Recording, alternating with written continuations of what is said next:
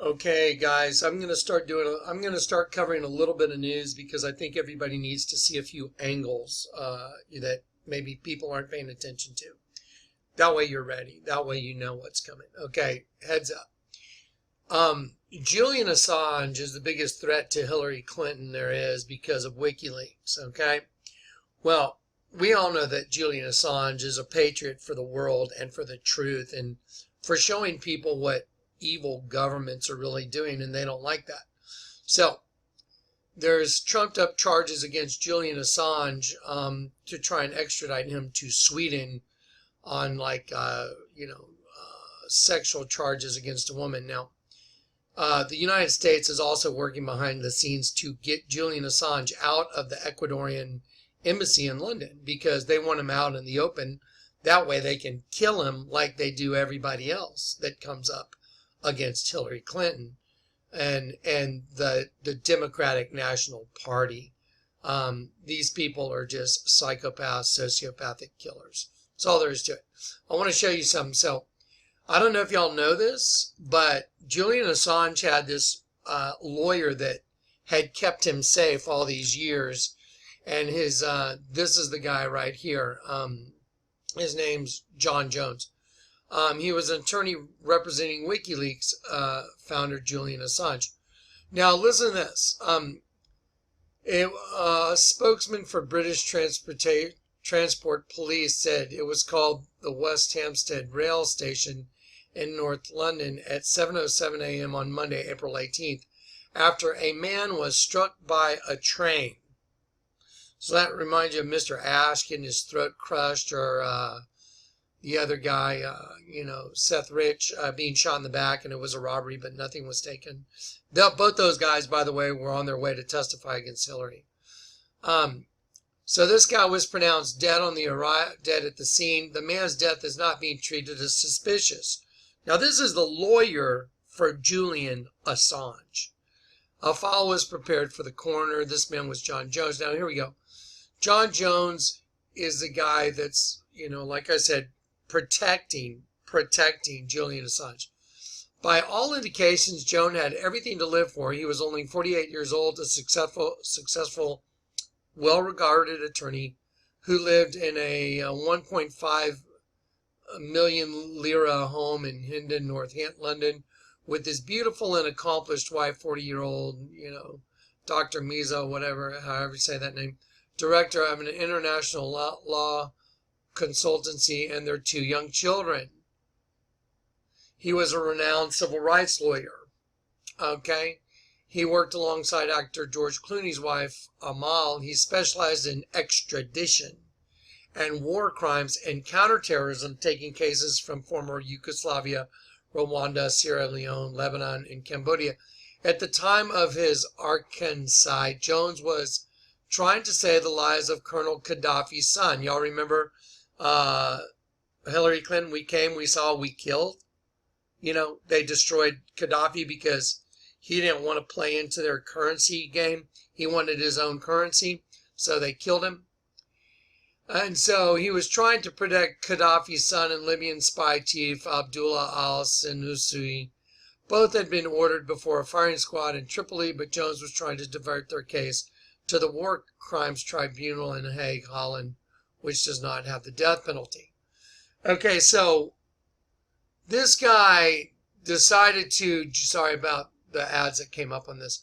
This guy tried to stand in the way of the murdering of other people because, Hillary and her gang of gangsters don't like him.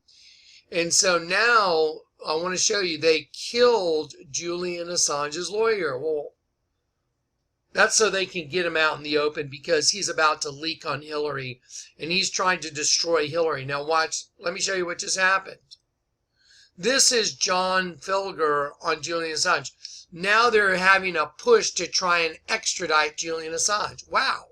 Right after they killed his lawyer. Isn't that convenient? Let's listen to this guy for a couple minutes. European firm. So the whole saga goes on. Of course, one is disappointed, but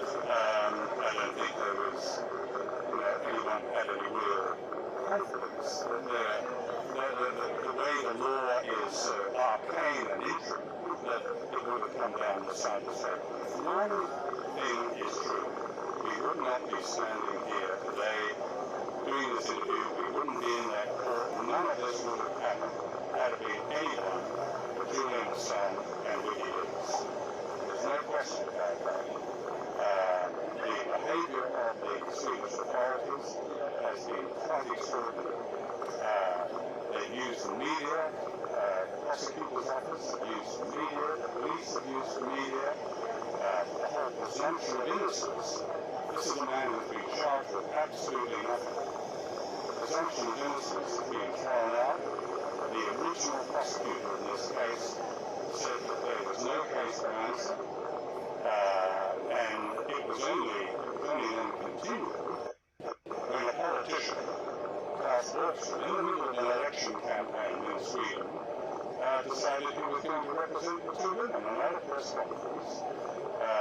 He was asked by a Swedish reporter that both these women said the sexual assault was consensual, and his answer was, but they're not lawyers. So, even both the witnesses said the sex was consensual. Both the witnesses, both of them.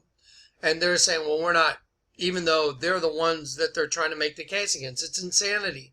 They're just trying to get to Assange, people. They're trying to take Assange out right now. So, this was published on the 16th, I believe.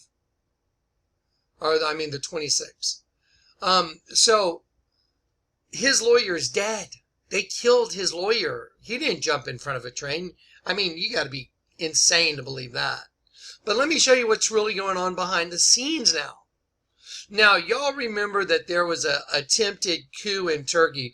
Well, do y'all remember when Turkey was shooting down? Do y'all remember when Turkey was shooting down the Russian planes trying to stop ISIS from coming over the Turkey border? Hang on one sec. Sorry, I had to take that call. So anyway, remember all ISIS was coming over the border from Turkey. So Turkey was funneling ISIS into Syria on behalf of the United States. Obama and, the proxy war that, we are really the ones that created and funded ISIS. I want you to remember that. So ISIS was shooting down Russian planes and then killing the pilots as they were coming down on their parachutes, which is against the Geneva Convention, yelling Allah Akbar and all that crap. Okay, now, Turkey. There was a coup. Let me show you. Here's the coup attempt. There was all these people that were arrested.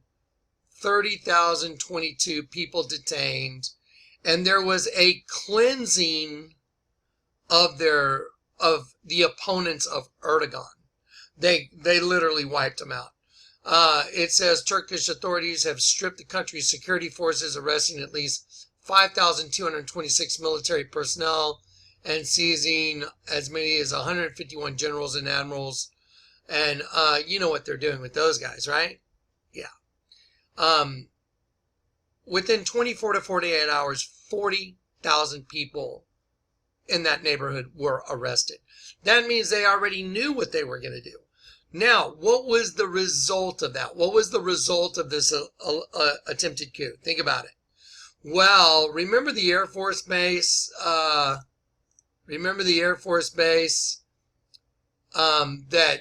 came under attack? Yeah. The Air Force Base that the U.S. had nukes at, remember? There it is, Turkey's Incirlik Air Base. Okay, so one of the results of this alleged coup, which I believe is total BS, I'm not buying it. I think it was a false flag all the way. In order to do this, watch. According to one of the sources, the transfer has been very challenging in technical and political terms. It's not easy to move 20 plus nukes.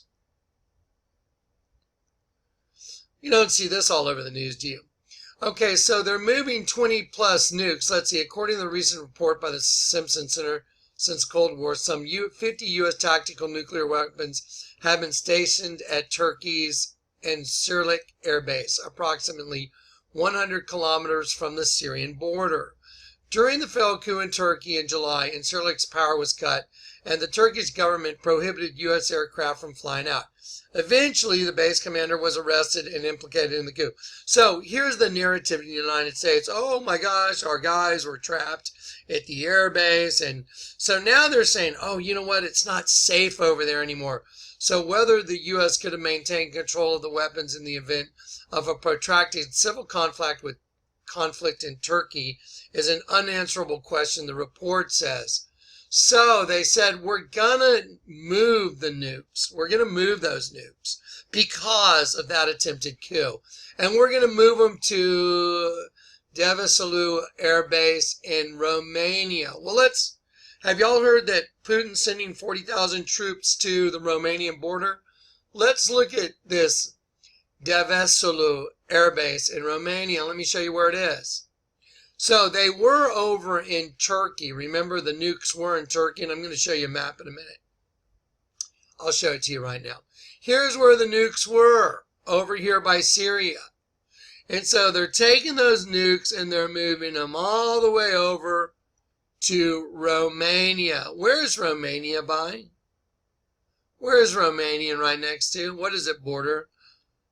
The Ukraine. Wow, isn't that convenient? Isn't that convenient? I mean, what a convenient coup to move nukes from Turkey to Romania, which borders the Ukraine. And you know, we started the crap in the Ukraine also, the United States did. This is starting to look like World War III is right here. Now, let me show you something else. This came up today, and I don't know no one can confirm, but except Twitter feeds that a bunch of U.S. Abrams tanks are being moved right now. We have something that is breaking right now, already happened, is tweeting this, and I sent him a message today. He was kind enough to respond back to me. He said there is no news source on it. It's just photos here that have been taken of Abrams tanks being loaded on the train cars there in Germany. Now, he did say to me perhaps they're going to a military drill, and that may be the case, but it says long columns of U.S. Army M1A2 Abrams tanks in Germany are being moved. Now, let's look at where those are. So, we're in Germany with a bunch of Abrams tanks being moved. All these countries, the Czech Republic, Poland, Germany, Hungary, they're telling their citizens, get food and water now, stockpile. I'm just reporting news. I'm not a news guy. I mean, I don't do the news, but I thought y'all might want to know this. Heads up, people. Nukes from Turkey to Romania. Turkey coup stinks. I mean, 40,000 people arrested within 24 to 48 hours. No, I'm not buying it. Not the way these people do things. Let's look at what these countries are members of. Oh, wow. NATO. So, and Mr. Putin doesn't want to play ball with the New World Order. Look where everything's going. Ukraine, nukes, Romania, Abrams tanks. Are they heading this way? More than likely. Okay, just a big heads up, people. Pay attention. Now, Jesus is coming, and we have all our faith and all our hope in that. Whoever tries to save his life will lose it. Remember that. Okay? God bless you guys.